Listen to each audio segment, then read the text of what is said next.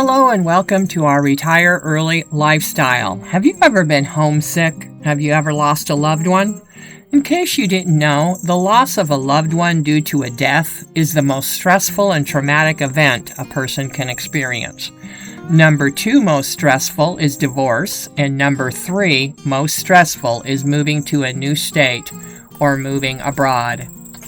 Have you ever tried to talk to people when you feel sad and overwhelmed by something? It's hard not to start sobbing right then and there. Well, here's a European expat who is clearly having a difficult time after she moved to California. Being in a new country is so hard. Not having your support system around you, not having your home. She is clearly overwhelmed by everything. She is lonely and probably a little bit afraid of being in this new environment. We feel for this lady because she moved to the USA all by herself and she is trying to adjust. And yes, she is really crying. Those are real tears. She misses her family and friends back in Austria. Expats that move abroad feel these same emotions. We're human beings after all, and we feel things. Some people feel certain emotions stronger than others, but we all can feel empathy for this woman after watching her video. Look at this next video of her. Notice how glossy and watery her eyes become. This is because the tear droplets are wailing up inside of her eyes, and it causes the blurry-eyed look of her eyes. Just stop the video and look at her eyes. That tells you everything if it's real or fake. I've only been here a month. I don't know why I'm expecting things to happen immediately. Look how red the whites of her eyes get. She's clearly having a difficult time trying not to cry. She's very traumatized by her move abroad from Austria to the USA. The other thing that makes us think this video is genuine is the inflection in her voice. The tone and emotion is clearly heard in her voice when she talks. Bottom line, this young lady is feeling homesick, lonely, and isolated, and overwhelmed by her new surroundings. She's being genuine. Here's another way you can tell when someone is really crying or not. Their chin may tremble or their lips flutter very fast because they don't want to cry in public and they're trying to hold back from showing a strong emotion. Sometimes we have to stop talking for a minute and get a grip on our emotional state so we don't break down and start weeping again. If this video was fake, meaning she really isn't crying, her eyes would be dry and not red or bloodshot, and she would not have such inflection in her tone.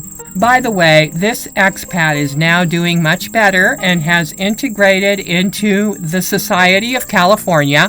What helped her do that was that she speaks English, and so it was much easier for her to meet people and build friendships. One last thing. If you're hurting inside because you're homesick or you're grieving the loss of a loved one and you're going to go in public in a video and you think you might start crying, which involves watery tears, you wouldn't wear a bunch of makeup such as eyeliner and mascara. In fact, you just wouldn't do it. Perhaps a little bit of rouge on the cheeks, but no eye makeup. Anyone who is grieving and is wearing fake eyelashes and gobs of mascara and eyeliner is more concerned about the way they look than the person they are actually supposed to be grieving. Just our 2 cents. Our other story is about gringos fighting with each other. Now, who is right and who is wrong, who is lying and who is telling the truth, and how can you tell? These 2 North American expats, we caught them arguing on the street in Cuenca, Ecuador. When we were walking down the street in Cuenca, actually they're yelling and cussing each other out on the street in Cuenca, Ecuador. One even says that he's slandering the other one. We happened to have the camera out already. We were recording that day, and so I recorded parts of these 2 expats yelling at each other. Now, there is a strong inflection in both of their voices. They're both really angry, you can tell. Listen. Get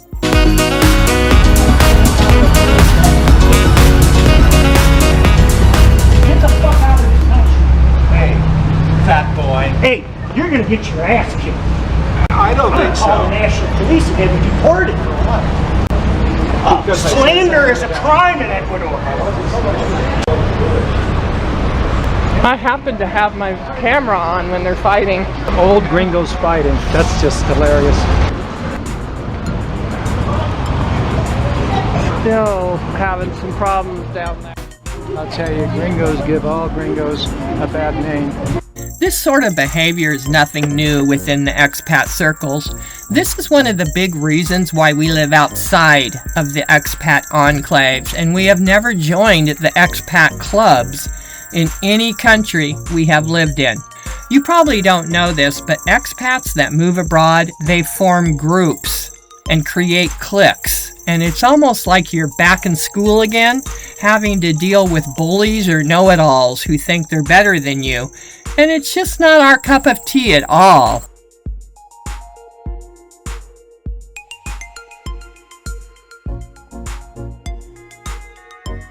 Some of the expats also control what people see and hear on forums and Facebook. I'll tell you this, some of the expats, along with the moderators, suppress the crime in the area because they don't want to scare off potential tourists and expats from moving there. This was going on in Ecuador, and we're very sure this sort of behavior is not immune to just the Ecuador gringos, okay? Now you know. And of course, some of the expats just never liked us because we told it like it is, the truth. Well, there's a lot of fuss and conflict right now with a certain two people today on the internet. So let's go back to the question. Who is lying and who is telling the truth? How can you tell? And everyone has their opinion about who is lying, who is the evil one, and who isn't the evil one. The reason why people are so quick to share their opinions is because they're actually sharing their side and they have an agenda. And this is unfortunate because it's always about a side without thinking logically about what is really happening. You have to look at an argument or conflict between people objectively, not subjectively. And quite frankly, most Americans cannot do that. We have learned through the years to be a divisive nation, and that's why they even made the two political parties in the first place, Republicans and Democrats. And don't think moving abroad is going to make divisiveness disappear all of a sudden. All nations have troubles and political and religious divisiveness. But it's really simple to see who is telling the truth and who is lying. Instead of taking the side that seems most appropriate for your side, look for the fruits that originate from that person or organization. It might not be apparent right away, but eventually everything does come out. And this is true even when there are no facts on paper to back something up. Truth tellers are usually convicted people. It's how they live their entire life. In fact, everything they do is based on principles they've practiced over the years and know through their own experiences to be true principles that work. So let's say someone is trying to uncover who the real killer is in a murder. The one who did it is usually the first to speak. The reason why they are the first to speak is because they are guilty and they know it. And so before anyone else can accuse them, they say they didn't do it right away. Did you ever watch Columbo? That was one of our favorite detective shows. Columbo always knew the first to speak was the one who did it. But before he could do anything or arrest anyone, he had to find the proof. So that was what the whole hour-long show was about. Columbo getting to the proof of things. Anyway, liars tend to overreact and become defensive easily. When asked questions, they also tend to overcompensate with their responses because they think that by telling you more than what you want to hear, it will somehow get them off the hook.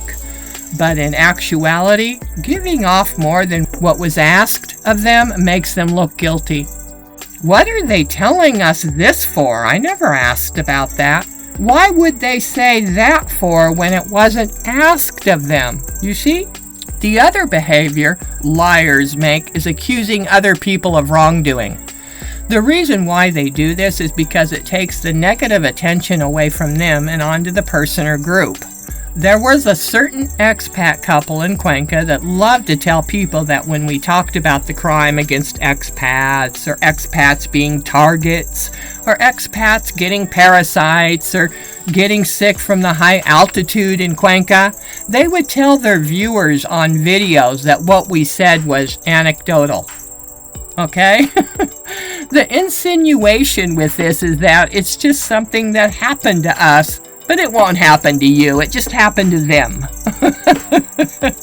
They seem to have a need to dispel any idea that didn't fit the fantasy they were promoting. Now, why in the world would this couple, who by the way has a large YouTube travel channel, attack us for?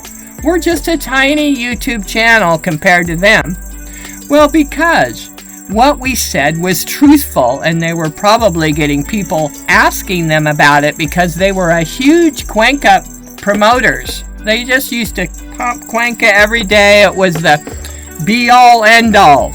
Of course, we were completely the opposite of promoting countries because we like to tell people what it's really like to live abroad. Now, many people who have gone abroad have experienced the very same thing we did and know that it's truth.